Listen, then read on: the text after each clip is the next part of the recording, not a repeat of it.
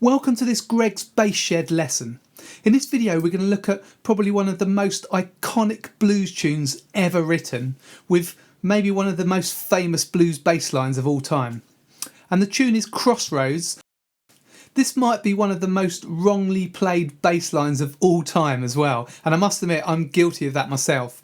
I played this song probably the first time in the early 90s with our mates at school, and I couldn't really pick out all of what Jack Bruce was doing, so I kind of just got some odd bits here and there, and I think I was even playing the main riff incorrectly. So Jack Bruce plays this like a solo piece, and he doesn't really play the same thing in each chorus, it just changes as we go through the bass line. To be honest, I don't think there's anything wrong with kind of making these bass lines your own. I mean, what's the point really in playing the exact bass line note for note if you're covering the song? I think it's more musical to make these bass lines your own. That said, there's nothing wrong with kind of analysing these bass lines and working them out note for note. So that's what I'm going to do in this lesson. I'm going to show you the main riff, and I'm also going to take the first 6 choruses and pull out some different ideas that Jack Bruce is using and hopefully show them to you so you can use them in your own version of Crossroads. Make sure you watch the lesson all the way through, because at the end I'm going to show you a simplified version. So if you're struggling with playing what I'm showing you in the first part of the lesson, then definitely look at this simplified version. So I've done a free PDF, and on that you'll find the first 6 choruses note for note what Jack Bruce plays, and also you'll find the simplified version. So that's in standard notation and tab. You can get that for free by clicking the link below in the description, and it's really useful to have this PDF to go through this lesson.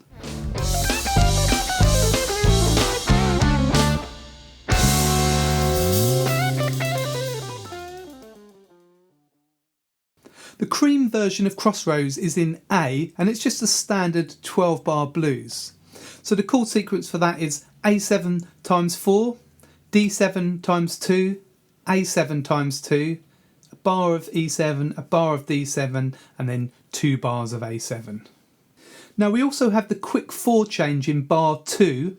Now this always happens under the vocals, and it also happens in some of the solo choruses. And if you don't know, the quick 4 change is just going to chord 4 in the second bar of the sequence. So in this case, in the key of A, chord 4 is D7.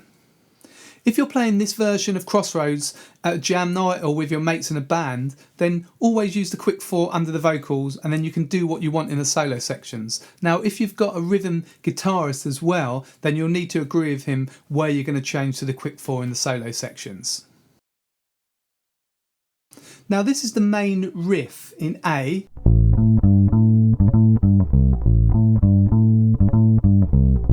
So we go from low A to high A there. G, A, G, A, G, C, A. Okay.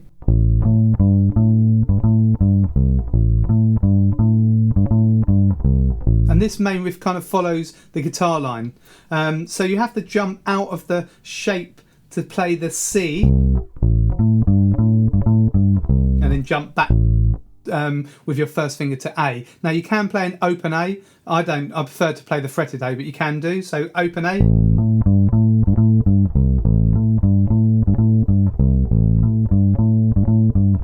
Okay, like that. And then you can move the riff to D. And of course you can use an open D.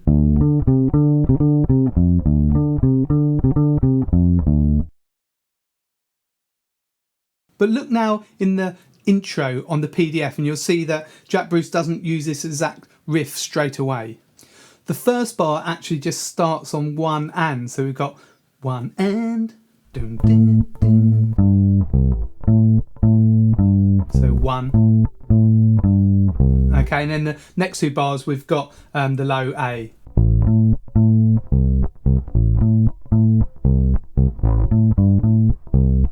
Okay, so that's the first line, and what I'll do now, I'll just play you the intro, okay? 1, 2, 3, 4.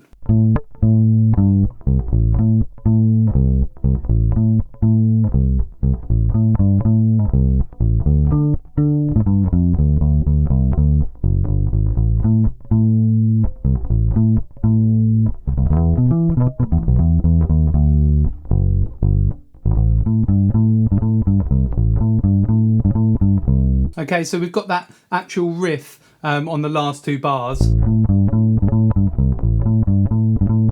We've got this really fast bit on the E.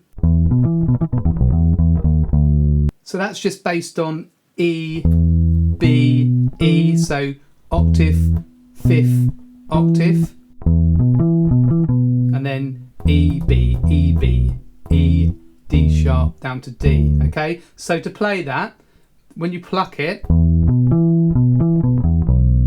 okay, when you play, so 1, 2, 3, 4, the 5th, 6th, 7th and 8th note you can play all the way down with your, I do it with my second finger with a rake all the way down. So if you watch my right hand now,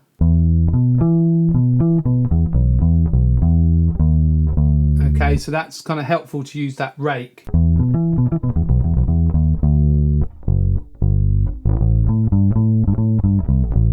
Okay, so you can see here that Jack Bruce is not really kind of using the main riff until the last two bars. Now, if you're enjoying this lesson, then don't forget to subscribe if you haven't done so already. You can do that by clicking the red subscribe button and click the bell as well, and you'll get notified of any of my new lessons as they come out.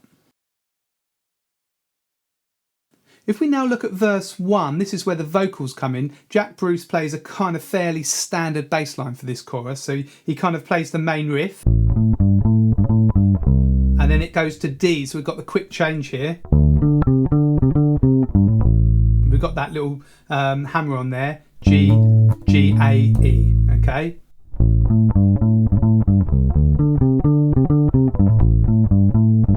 And then the riff.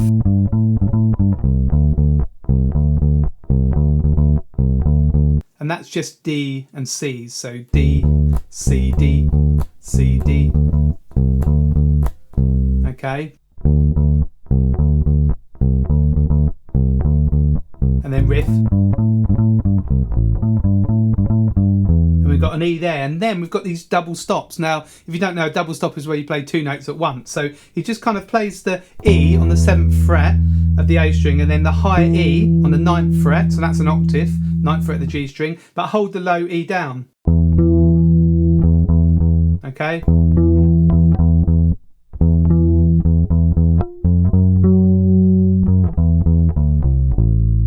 Okay, so that moves to F sharp. Now this is really interesting. Jack Bruce does this sometimes in the different choruses. It's actually a D7. So the F sharp is the 3rd. So it's a really nice change here. So he kind of goes to F sharp instead of using D as the root. So we've got E.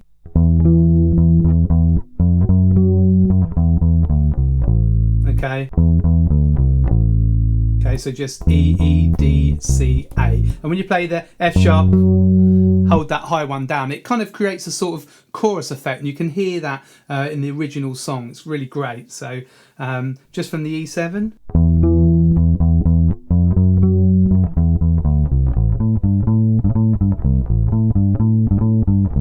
And then we've got that kind of standard riff for the last two bars again. If we move on to verse 2 now, we can see that Jack Bruce is developing the bass line still. So we've got the riff first of all, and then on D. Okay, so it just goes D, G, A, G, C. Okay, so, and then we've got these kind of offbeat, kind of syncopated, which means they kind of go against the beat like this. Okay. So that's really common. Jack Bruce uses this a lot in the bass line. So for that, this is the 3rd bar of verse 2. We just count 1 and 2 and 3 and 4 and. Okay, so you can hear apart from the first note, I'm playing all the rest of the notes on and. So 1 and 2 and 3 and 4 and 1 and 2 and 3 and 4 and. Okay, so apart from the first beat, all those notes are on the off beat, so on the ands. So I'll play the first 4 bars of that verse. So.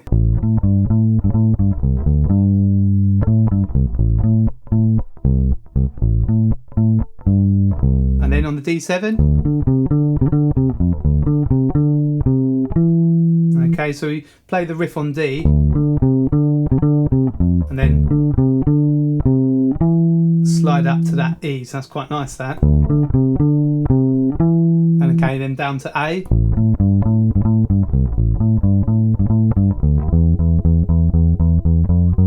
Okay, so we've got running eighth notes here, and Jack Bruce again uses this quite a lot. It's really effective just to use the root notes. So that's E, F, and then again to F sharp.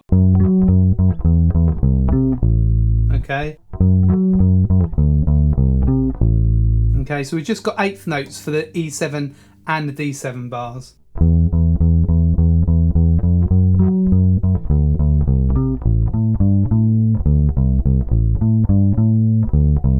So that's, for the last two bars, the riff slightly changed there.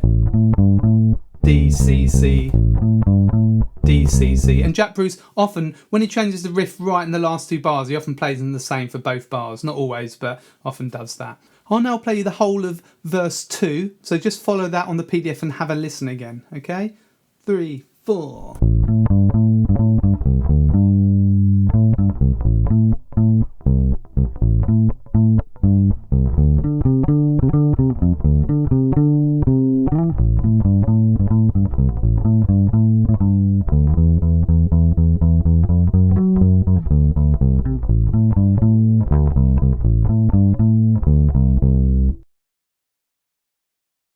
Then we have verse 3, and what's really interesting here, Jack Bruce plays part of the riff really high. He kind of plays this in the first bar. Okay, so really I definitely play like the open A there, so you've kind of got time to get up to this 14th fret. So that's just A, G, A, okay, same as here, but up the octave. So open A, A, C, C sharp, D. Okay, again play that second A open. Now there's slight variations on this D7. Okay, and what Jack Bruce sometimes does is he lands on the chord with, it's not really a push because he plays the first beat of the bar as well, but he kind of lands early. So if you look at bar 4 of verse 3, so the A, he's already on the D there. One.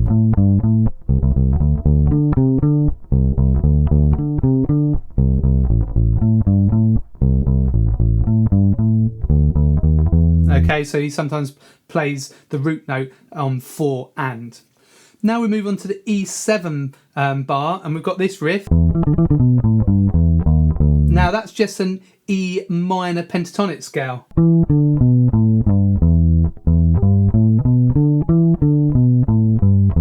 But I play the G here instead of here. Okay, so, and then we've just got this chromatic note, which is that D sharp. It leads to the D. And then the riff.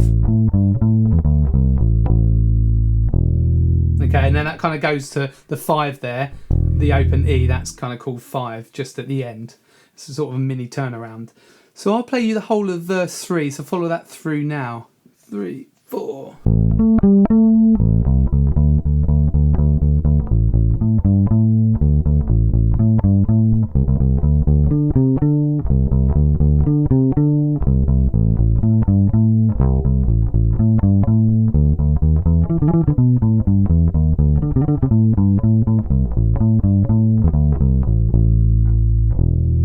Okay. Then we're into the guitar solo, and there's a really nice slide. Okay, we slide up to that A, so that's 14. Okay. So I'll just slide, use maybe the 4 frets, about that before it. Don't slide all the way down from the bottom. Then we'll carry on with the second line.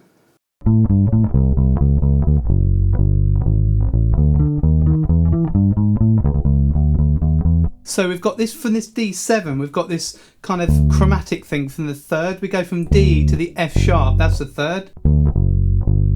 With that offbeat pattern, but it's longer notes. Okay, so that's a common technique, this one. Okay, and then we've got octaves, D, D sharp, E, G, G sharp. And then A. And then we've got this chromatic thing again. Okay, so it's chromatic, it goes along each fret. Okay, so from the A, again, C sharp, that's the third. Okay, so that's that pattern again, and then on E, and then a walking line up to A. So we're going from D to A, D, F sharp, G, G sharp, A. And then we've got a really cool little lick. Okay, and that's just based again on the minor pentatonic, this time in A. Or we can play it here. Okay. So if you get the minor pentatonic and kind of mess around with the intervals, miss some out or come back down, do those kind of shapes and you can come up with some really cool licks. So the last two bars,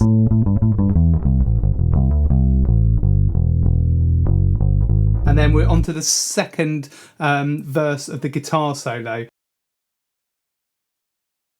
And then we've got this really cool bend. Now it's really hard to do it on this bass with big fat flat wound strings, but Jack Bruce had really thin strings, so he kind of did this.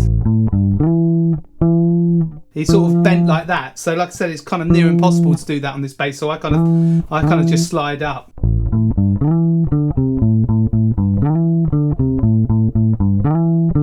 Now this is really stands out on the bass line to me. I remember when I played it, when I told you when I played it at school, this is the bit that I could really hear kind of as soon as the solos started.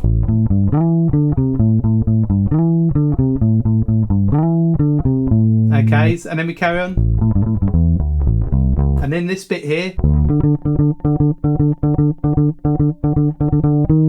Okay, so it's trying to work out how to come out of that bit. That's the difficult thing.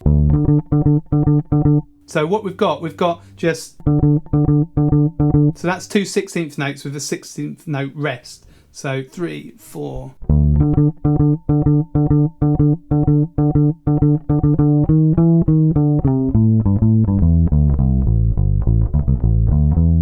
So like I said, it's like a solo really, this whole bass line. It's fantastic. So from the D7,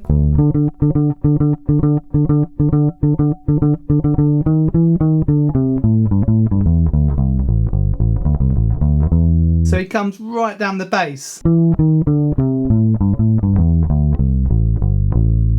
Okay. And that's really great. There's some real shape in this bass line. It's so melodic as well. And then we get to the E. Again, we've got these double stops. And he goes really early to that F sharp. So again, he uses the F sharp. So that's kind of preempting that bar of D7. So the F sharp is the third. So from the E7.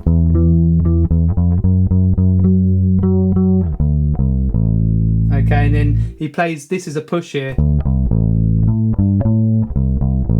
Okay, because he kind of plays the A just before the beat and carries it on to beat 1. So from the E7.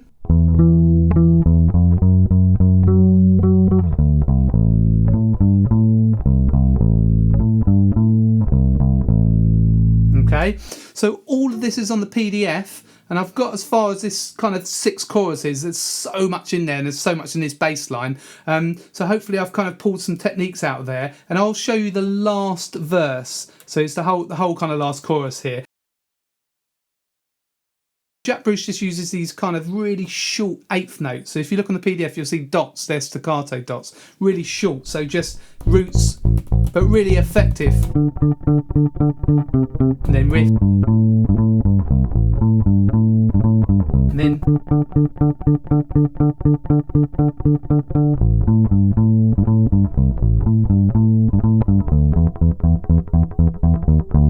Okay, so remember when you're playing your own version of this, just use these 8th notes and these roots for some of the choruses, especially. You can hear this tune comes right down to virtually nothing here. Now, I know some people thought it was a kind of edit on the original song. They wanted it was kind of 2 songs spliced together, but I think it's just one. But it comes right down. So any quiet sections, you can just use these root notes. And then we've got the last lick of the whole song. And it's slightly different to what Eric Clapton plays. He kind of plays this. Okay, but Jack Bruce plays so on 1, so 1. So you can do pull-offs there.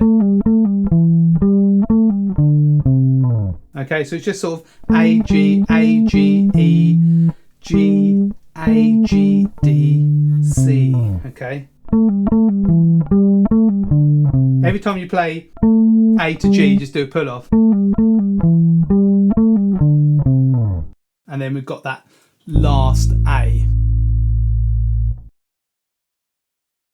So that's all I'm going to show you now for the main bass line. You've got loads to get on with there and loads of techniques to take out. So I'll start with the main riff and then just kind of add all these different variations and make it your own bass line. Now I promise you a simplified version as well. So what I'm going to show you is the main riff. You just need to play that in A, D and E, and you can use that all the way through. So this is simplified version 1. So you're just going to do the main riff. Okay, and again you can use open A if you want. So you've just got A, G, A, G, A, G, C, A, okay? And then you just need to transpose that to D. So we do an open D, okay, or using the 5th fret, the D there. So in A, in D, and in E.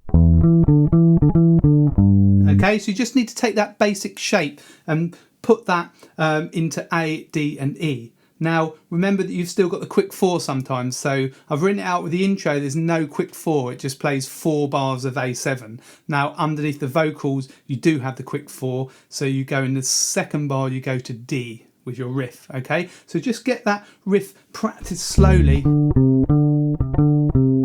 That's in D and A, and then E. Okay, now if you're struggling to play that riff because of that jump down to the C, then you can simplify it even further. Now this is on simplified version 2. And you just play an E there for the last note.